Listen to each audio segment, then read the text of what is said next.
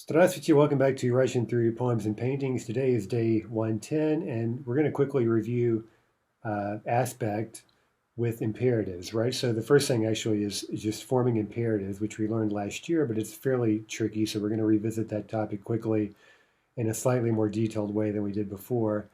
And then also ask, how do we choose aspect when we're giving commands using imperatives? So the first thing to note is that the real issue with imperatives is forming the imperative. That's your most basic imperative form, right? For example, делай, right? That's a the imperative, and you would use that to give a command to anyone you would address using the, right? Any single person you're addressing familiarly, informally with the. Now we would negate that with a не, just like any verb, right? Не делай. Делай, не делай. Those are our T imperatives. Now, once we have the T imperative, creating the other imperative, the V is a no-brainer, right? We simply add те, and there are no exceptions to that rule, right? We simply add те, and we get, in this case, делайте, or negating it, не делайте. Okay, now here, let's just to drive this point home, I've given you the T imperative, so let's give a V command. For example, one you might give to a room full of students, right? To multiple people or to anyone you would address using V, right? For example, in this old schoolhouse here, right? Сельская бесплатная школа. This is a free village school for peasants, right? So let's boss these kids around, right? Let's say, first of all, hey kids, read this text. From читай, we get читайте, right? All we do is add те. It's a no-brainer. Читайте этот текст, пожалуйста. Number two, from ответить, we get ответь. Okay, we simply add те, and we get ответьте. Right? Now that spelling may look a bit funny, but again, don't hesitate for a moment. Simply add те. There are no changes we need to make at all, right? So answer this question, please. Ответьте на вопрос, пожалуйста. Number three, повторить. The ты is повтори, right? Repeat. The вы would be повторите, right? Repeat. Повторите эту фразу, пожалуйста. Number four, перевести, to translate. Okay, the ты is переведи, and the вы is переведите. Переведите это предложение, пожалуйста. Okay, so that's easy enough. Now we turn the page and we see the step-by-step method, right? So remember that this almost always works, right? There are only a few irregular imperatives that this won't work for. So when in doubt, fall back on the step-by-step method. But as you can imagine, you don't want to be doing that every time you give a command in Russian, right? So there's at some point you need to just try to learn the types in a more intuitive way, learn the imperatives in a more intuitive way. And one way to do that is by type, right? Just to kind of drill these as a part of learning a given verb type, right? So that's what we're basically gonna do today, right? But again, if you're in doubt, you can revisit the step-by-step thing. Let's look at that. How do we use that? Basically, we need the они form of the verb, right? We conjugate the verb in its они form. For example, делают, пишут, ответят. We then remove the ending, right? In this case, ют, ут, ят, right? That's the full они ending. We just get rid of it. And then we see what we have left. If all we have left is a vowel, then we're on easy street, right? We simply add и краткое, right? There's nothing else we need to think about. We don't need to change the stress. We don't need to do anything. And that would give us here делай, делайте, and so forth. Now, if we're left with a consonant, we've got one more thing to worry about, right? We've got to look at stress. The stress in the imperative is going to correspond to that in the conjugated я form. Right? So we've got to think, what's the я form of писать? Пишу. Пишу, that implies пиши, right? Namely a stressed E ending, пиши, пишите. Right? Now be sure and hear that. Пишу, пиши, right? Note how the stress is what we're really nailing down there. Now look at ответить, and then ответит, and the я form is отвечу, right? That's a stem stress verb. In that case, we're going to add a soft sign, right? So we get ответь, right? The stress stays right where it is in the ya form, отвечу, ответь, and no mutation, right? We just keep the te, we add a soft sign, ответь, ответьте. Okay, picking up on that stress pattern, I think you'll see today is not really as hard as it may seem at first, right? Because all we really need to look at for most verb types is actually not the ya form, but the infinitive itself, right? Because if the infinitive is, at least most infinitives, there are some verb types for which this won't work. But for a lot of the major types, like e-verbs, for example, you just look at that infinitive. If it's stressed on the final syllable, you're going to get it's in-stressed in the ya form. So this kind of works rather quickly. For again, just look at писать, look at the infinitive. That gives пиши, ответить. All we have to do is look at the infinitive that suggests ответь, right? The stress is going to stay where it is in the infinitive. Okay, so let's break this down into two. We're going to break up all the verb types into two major groups. The first one, if we were to go through the step-by-step thing, we would end up with a vowel, and so we would simply be adding i kratkaya, right? So all of these verb types are going to have imperatives simply ending in the i kratkaya, right? So we can learn these together, and I think you'll see that they really are not that hard to form just right on the spot, right? Without really thinking about it too much in most cases. For example, I'll just read through the imperatives here. From читать, we get читай. Уметь, умей. Стареть, старей. Давать, давай. Узнавать, узнавай. Вставать, вставай. Now that type, if we were to use the step-by-step, we would not get the right answer. I think we'll review that in a moment. We mentioned it last year, right? So those avai verbs, they keep the avai, right? It doesn't collapse or anything. The ova verbs, though, do, right? So from рисовать, we get рисуй, танцевать, танцуй, совать, суй, воевать, воюй, пить, we get пей. Okay, that again is a bit of an exception, just learn it. From мыть, мой, and from дуть, дуй. We also get a couple of special types of these verbs, right? So again, there are some weird, these aren't really exceptional because again, if we did the step-by-step thing, we would get the right answer. Anyway, стоять gives стой, and смеяться gives смейся. Okay, so let's see if we can produce a few of these. And let's look at who we're bossing around, right? Do we need ты or вы? Number one, feel yourself at home, everyone. Okay, that's going to be вы. Чувствовать, that's an ova verb. It's going to be чувствуй. Okay, add the те. We get чувствуйте.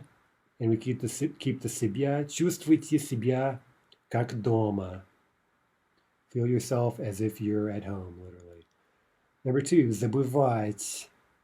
Okay, пассажиры, уважаемые пассажиры, don't forget your things. Okay, again, a plural.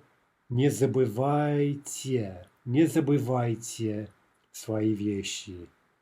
Number three, to one grandchild, help yourself. From угощаться, we get угощайся, right? We simply add the reflexive particle at the end of the form. Don't forget that particle. Number four, get up, kids. Вставайте. Number five, don't you dare. Okay, we're talking to our boss. This is an interesting question. If we're going to be really insulting, I guess we could use ты, right, to really put him in his place, in which case we're probably going to be fired. But let's say we are sticking with вы here. Не смейте так со мной говорить. Right, don't you dare talk to me like that. Right, не смейте. Number six, open the window to a spouse. Okay, we'd probably call them ты, right? Открой окно, пожалуйста. Number seven, soft sign verb. That's a little bit weird. It's going to work like пить up there in the table. Разбей. Не разбей тарелку. Don't break the plate or break the dish. Не разбей. Number eight, смеяться. Hey, don't laugh at me, guys. Hey, come on. Okay, не смейтесь, не смейтесь. Right? Again, talking to several people. Okay, number 9, оставаться. To several friends, stay with us. Оставайтесь. Right? Оставай. And then we add the те. And then we add the particle, right? Оставайтесь. Okay, it's fairly complicated, I guess. Number 10, опаздывать. Don't be late to an older colleague. Okay, we're probably calling them вы, although who knows, right? Let's assume вы не опаздывайте. Не опаздывайте. Okay, now the next big batch, you can see these are most types actually. If we went through the step-by-step process, we would end up with a consonant and we would see, okay, we're adding either E, right, stressed E, or we're adding a soft sign. It all depends on the stress. Now remember, you'll see rather quickly that for most of these verbs, all we really need to look at is the infinitive. But if we want to be super careful, we would need to look at the ya form because, again, just because sometimes the infinitives are weird on some of these types. Right, so again, for the step-by-step rule, remember you really need to look at the ya form if you're being extra careful. But in practice, we'll see in the exercise that it often just suffices to just take a quick look at the infinitive, and it's actually pretty easy to give these imperatives with just a little bit of practice. Okay, let's read through some of these and see if you can pick up on this pattern. Ответить, ответь, решить, реши. Любить, люби, говорить, говори, сидеть, сиди, смотреть, смотри, лежать, лежи, писать, пиши, ждать, жди, звать, зови, брать, бери. Okay, now we can see with a few of these, right, that we would have to think again about that third plural form to get the proper stem. Right, to which we then add the imperative ending, right? So again, some of these types are tricky, and you can see here which ones are, right? Бороться, борись, отдохнуть, отдохни, привыкнуть, привыкни, жить, живи, одеть, одень, умереть. Okay, again, that one we would have to think that would be умрут. And that would give us umri, umri. Жать, that's an M verb, жми. Again, жмут, жми. That would be the step-by-step process there. Начать, начни, прочесть, прочти, понять, пойми, снять, сними, вести, веди, мести, мети, нести, неси, вести, вези, грести, греби, стричь, стриги, печь, пеки.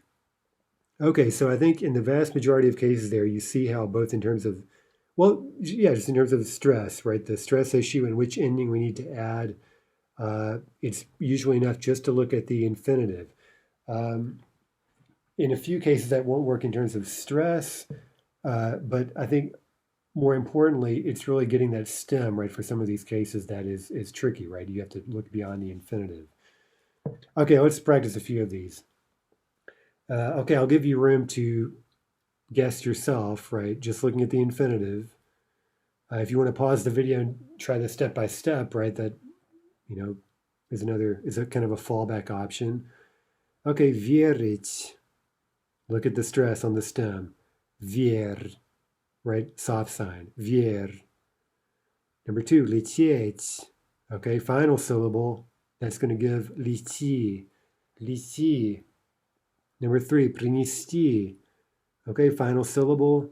Принеси. Принеси. Okay, a slightly tricky verb type there. It's an obstruent, so we're not keeping the te, right? So again, there are sometimes a few different reasons that may make you want to double check yourself using the step-by-step rule, right? In which case here we get принесут, принеси. Вернуться, вернись, вернись. Умереть, умри, right? Die. Умри, сволочь, die, scum, right? Умри. Okay, number 6, обнять, обними, обними. Number 7, одеться, одеться. Okay, that's stem stress. Okay, by the way, there's an example of just looking at that infinitive is not going to help you, right? Because the infinitive is stressed on the final syllable if we ignore the particle, right? So again, there are instances where we have to think, what is the ya stress? Одену, одену, right? That is a stem stress noun. Therefore, the imperative is одень, одень, right? Dress. Dress yourself, we need to add the particle back on. Оденься, оденься. Number 8, держать, держи, держи. 9, брать, бери, бери. Tricky type, right? The third plural would be берут. Number 10, рассказать, a verb. Okay, so the third plural would be расскажут, giving us a mutation. Look at the stress, рассказать, we end up with расскажи, расскажи. Number 11, помнить. Okay, here is something we haven't talked about yet. You might want to circle this. What would you expect this to be, based on what we've said so far today? Помнь, помнь. Right, why not? Look at where the stress is. Okay, the problem here is that MN, as you may recall, is always a problematic cluster in Russian. It's something that's always done to keep that помнь from sort of sticking there. Now here I maybe got ahead of myself. It's not that, here we do have a vowel, the or, right? But anyway, the point is that if you have a final cluster like this, you add an unstressed E, not the soft sign. So this is a bit of an exception to the general rule, right? Помни, помни. Okay, so circle that. It's quite exceptional. It's really quite unusual to get that. Again, that would also violate the step-by-step rule, right? The issue, again, is the cluster. Okay, number 12. Подарить, подари. 13. Подождать, подожди. 14. Извинить, извини. 15. Привезти, привези. 16. Убрать, убери. 17. Начать, начни. Right? There's that, right? Kind of a tricky type. Now, again, if you went through this step by step, you'd get начнут, and that would set you up to get начни. Спешить, спеши. Нажать, нажми. It's a good bit of vocab there, actually, right? Press a button, press this key, right? You get that a lot these days. Technology being what it is, right? We're always pressing buttons. People are always pressing our buttons. Okay, 20. Оставить, оставь. Okay, again, look at the stress. Оставить, that suggests оставь, right? Soft sign. Okay, now that we know how to form imperatives, the question is, how do we choose aspect when we're giving commands? And for the most part, this is pretty self-explanatory, I think, really. Let's start with imperfectives, right? Well, we know imperfective verbs the context is very broad, right? They describe processes and also repeated actions, right? So basically we use imperfective imperatives for sort of universal commands, universally valid commands, right? Things that we expect people to do all the time or repeatedly or habitually, right? Or not to do, right? I don't know what, brush your teeth, make your bed, clean up your room, right? Let's say we're bossing a kid around, right? That seems to be today's theme, right? Those would all be imperfective imperatives, as long as we're giving them in this sort of universal context, right? Not like, hey, right now go clean your room, but if you want to be a good boy, you should always clean your room. You should always take out the trash, etc., etc. Do these things all the time. That's imperfective. Now, by the same token, if we say don't play in the street, don't stick your finger in the wall socket, don't pet the cat against the grain, right? Or what? I thought of that because of this Russian novel. Anyway, don't do bad things, right? Usually, if you shouldn't not do these things once, you should never do them, right? Right. So, anyway, imperfectives are used for universal rules that we're giving. For example, let's pretend we're in the office, right? Udalyai stare file. Okay, that's the rule in the office, right? We want to save that hard drive space, right? Etc. Right? So don't delete old files, right? Udalyai stare file. Maybe they're sensitive. Maybe it's like shredding documents, right? We want to always delete old files as a rule, as a habit, imperfective. Okay, we can negate that, and of course we get the same idea, imperfective. Не удаляй старые файлы. Don't delete old files as a rule, as a habit. Don't ever do it. Okay, that's pretty obvious, I think. Now, we've already mentioned, skipping ahead a bit, that perfective verbs are often used for kind of do this, do that, right? Very specific one-time things, right? But there are cases in which imperfectives can be used in this narrow context, right? By the way, we did mention you could think of what we just said in terms of context, right? Always do this. Do this as a habit in general. Or don't do this as a habit in general. Very, very broad context. That implies that we need imperfective. If we're giving very specific one-time commands, that's a very narrow context. That's going to call for perfective. That makes sense. But again, kind of some special cases here in which we would use the imperfective even though it's a very specific one-time situation. What if we want to tell someone to get up? Well, hey, get up right here, right now. Narrow context, we would usually say Stein, right? Hey, get up. But what if we're begging the kids to get out of bed? Stop, or a kid. Wstavай, right? Get up. Or hey, kids, wstavайте, get up. I've told you 5 times already. Right, so if we're really urging someone, we're exhorting someone emphatically to do something, we can give an imperative in the imperfective, right?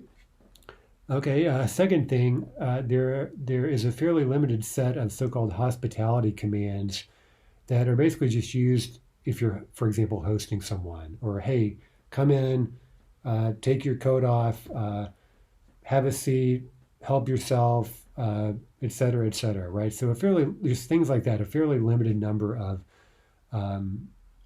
verbs. They call for imperfective, right? So the imperfective in these hospitality situations can be a way of giving polite commands. Now, for those verbs, right, which can be used in this hospitality type of imperfective, a perfective can sound rude, right? So, for example, if you tell someone siadź, right, siadź, perfective, meaning sit down, I like to say, and this is true, it really sounds more like the English sit your ass down, right? It really does sound kind of that rude, right? So if you want to be polite, you say садитесь, пожалуйста, садись or садитесь, right? Have a seat, please. Take your seat. Polite, hospitality, imperfective. Okay, now third little special case is, what if you want to tell someone, hey, tell me something, say this, tell me his name or whatever, скажи, right? Narrow context, we expect a perfective. But if we want someone to keep doing something that they're already doing, we use imperfective, right? So говори, meaning keep talking, I'm listening, да говори, я тебя слушаю, right? So it's not, tell me this, speak up, like скажи, but hey, keep talking, говори, imperfective. Okay, so those 3 kind of special instances where, despite a specific one-time context, we would use imperfective imperatives. Okay, now that brings us to perfective imperatives. And we've already said that if we're giving, hey, do this, do that, one-time commands, I think everyone understands why that's perfective. For example, hey, delete this file, please. Okay, very specific. We're pointing to a specific file and we say, udali этот file. Okay, now that leaves us with the fourth, right? What about the fourth possibility, right? Perfective negative. When do we give those? Not very often, actually. So it's this fourth category that is the most rare and in some ways kind of the most, um, well, not difficult, but you just don't hear it all the time. Why is that the case? Well, because usually when we're giving negative commands, if you shouldn't do it once, you should never do it, right? If you should never, and I guess what I mean to say is if you should never do it, you shouldn't do it one time, or you should never do it, period, right? It's a bad idea, right? So you can see how sort of logically negative commands tend to drift toward the imperfective, right? They tend to become categorical commands, or maybe this sort of exhortative, right? Oh, don't do that, please don't do that. This kind of begging thing. So for various reasons, we tend to get imperfectives when we're giving negative commands. And part of that is we're communicating the idea that you should never do it. It's sort of a вообще idea. It's a bad idea. You shouldn't do it. You're not supposed to do it. And knowing all of those things, you wouldn't even start doing it, right? You just would never do it. So, with all of that in mind, we give perfective negative commands when someone's about to do something we know they shouldn't, they wouldn't want to do, it's dangerous, and we're trying to stop it in the moment. Right? So you see how that's kind of a very, that kind of thing doesn't really happen every day. And that's why perfective negative commands are somewhat unusual. So, for example, we could say positively, hey, delete that file, удали этот file. We would use a negated version of that if we say, like, oh my God, someone's about to delete the wrong file. We say, не удали этот file, right? Не удали, right? It's sort of like English. Whoa, hey, don't do that, right? Right? Whoa, stop it. You're about to make a mistake. That's the kind of urgent one-time situation in which you could use a negated, perfective imperative. Okay, let's give a few imperatives and make our choice of aspect based, again, on a little bit of context. Don't watch horror films before bed.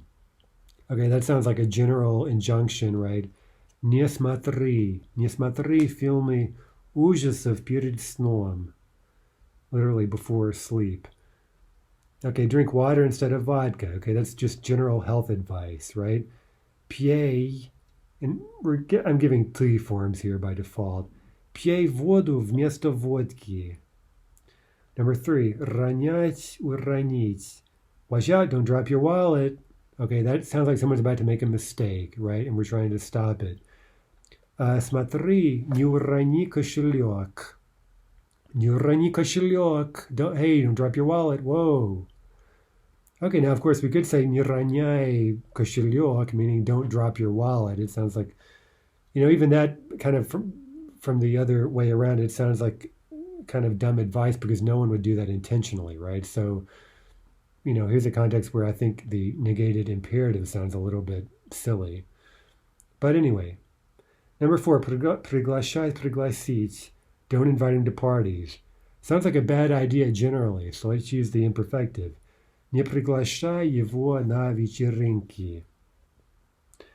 Number 5, always tell the truth. Okay, that always, it's like a вообще thing, right? It's obviously imperfective. Всегда говори правду. Number 6, tell me the truth about this. Okay, now we've got a specific, narrow context. Sounds like perfective. Скажи мне правду об этом. Скажи мне правду. Okay, number 7, звонить, позвонить. Call me right away, I'm begging you. Okay, here it sounds like we're begging someone, we're exhorting them, right? So it's not just, hey, give me a call. It's like, please call, I'm begging you. That's the special case imperfective, звони. Звони мне сразу, звони, я тебя умоляю. Number 8, don't cross the street alone. Okay, sounds like a general injunction, right? Не переходи улицу один. Number 9, проливать, пролить. Okay, again, I don't think we would tell someone, hey, generally, as a rule, don't spill milk, right? It just sounds like kind of a superfluous warning, unless maybe it's some rambunctious child. But yeah, sounds like a one-time thing. So here is a negated perfective. Осторожно, не пролей молоко, не пролей молоко. Perfective. Number 10, come on in, come through. This is what you say when you're welcoming someone to your house. Hospitality command, проходи, проходи, пожалуйста. Or проходите if you have multiple guests. Number 11, покупать, купить. Don't buy tickets from scalpers. Okay, that's a bad idea, generally. Sounds like imperfective. Не покупай билеты у спекулянтов. Number 12, come visit us. Okay, this is another hospitality thing. Hey, come pay us a visit. Приходи, приходи к нам в гости. Приходи к нам в гости. Or as people say, come see us again. Приходи еще. Приходи еще. Hospitality. Okay, two more things rather quickly. What about those irregular imperatives? Well, here's a quick summary from last year. We've had all of these. Some of these wouldn't work using the step-by-step method, or they're just kind of generally irregular verbs, and so I'm giving you them anyway, right? So just look these over. Ешь, ешьте, возьми, возьмите. That one you could get using the step-by-step method, but it's just kind of a funny verb, so I thought, why not throw it in? Дай, дайте. Also irregular, and actually the step-by-step rule wouldn't give you the correct form. Спать gives спи, спите. Идти gives иди. Ехать, езжай. Бежать, беги. And быть gives us будь, будь. Okay. Now, last thing, what about first and third person imperatives? Remember, these are... we have these first person imperatives with davai. We looked at these last year. This is a tricky topic. It always confuses students, but let's just take another stab at it. Davai is itself an imperative from davai. So it means literally something like give less, I don't know how to say it literally, give us do that or something, right? In the sense we'd say in English, may we do it, let us do it, right? So it's that type of expression. Except in Russian, you're literally saying give. Okay, so you use davai or davайте plus a future tense form of the verb, right? So to give a мы, right, let us do this, let us do that, or let us not do that, you need a future tense form of the verb. If it's a positive suggestion, you would use perfective. If it's negative, meaning let's not do that, period, at all, you get imperfective. For example, давай прочитаем «Войну и мир», right? Or давай не будем читать «Войну и мир», right? Back to our old example. Okay, look at the positive suggestion. Давай, then we need a мы form of the verb. That's the first thing. Мы. Прочитаем. Прочитаем, that's our мы form. And here for the perfective, we have future, right? We need future tense, so we just need the conjugated form, прочитаем. The negative suggestion, we get imperfective, which means for imperfective, right, we have the compound future, and again, it's in the мы form, right? Давай не будем читать. We can also use давай to give a me suggestion. Hey, let me do this. Why don't I do this? That's pretty simple. We just use the я form of the verb. Давай я прочитаю. Давай я прочитаю. Now again, if we were speaking to multiple people, we would use давайте. Давайте я прочитаю. Finally, even more simply, we can make third person suggestions like, hey, let him do it, let her do it, let them do it. Just simply using пусть plus a third person verb, right? With or without a stated subject. Right? Пусть читает, если хочет. Or пусть прочитают. Okay, now again, we could throw in a pronoun or a noun there, right? Пусть он читает, пусть она читает, пусть они прочитают, right? And all we need is a third singular or third plural verb. Okay, let's try a few of these. Just make a quick list of actually create a full set of these using the verb to watch. Смотреть, посмотреть. Let's watch the irony of fate. Okay? Positive suggestion. We're going to use perfective посмотреть. Давайте. Let's assume we're talking to multiple people. Давайте посмотрим иронию судьбы. Okay, irony of fate, if you don't know it, it's a movie that Russians traditionally watch on New Year's. They always show it on TV on New Year's. And I'm a bit tired of the film, to be honest. I could live without it at this point, right? I've seen it a million times. I've always thought it's twice as long as it should be. That's just my take on it, right? Anyway, okay, so this is me in number 2. No, you know what? Let's not watch Irony of Fate. Нет, давайте не будем смотреть. Давайте не будем смотреть. Let's not do that. Okay, number 3. Okay, why don't I watch it with Borya right at his place? I'll watch it myself with Borya. Давай я посмотрю у Борyi. Right, давай я посмотрю. 4. No, let him watch it by himself. Пусть Боря один посмотрит. Okay, so again, Боря, we have a third person subject. We just need пусть plus the third person verb. We could also do that third person plural. Let your friends watch it. Пусть твои друзья посмотрят. Я не хочу. Right, so твои друзья is our subject here. Пусть они посмотрят. Пусть твои друзья посмотрят. Я не хочу. Okay, that's it for today. So, we've covered a lot of stuff with verbs here, a lot of review in this chapter. Next chapter, we're going to have a little bit more review, but it'll be more new material, especially prefixation. We're going to quickly review motion verbs, another very difficult topic, but then we're really going to move into some new territory with learning all about prefixation and hypotheticals, and especially the prefixation that's going to greatly expand, at the very least, your passive vocabulary, right? Your ability to make sense of new prefix forms. And we're going to start that rather broad topic by looking specifically at motion verbs. Later, we'll expand that to look in book 4, I believe, to look at other kinds of action verbs and how to add prefixes to them to create new verbs. Okay, so anyway, that's it for today. Until next time, до свидания.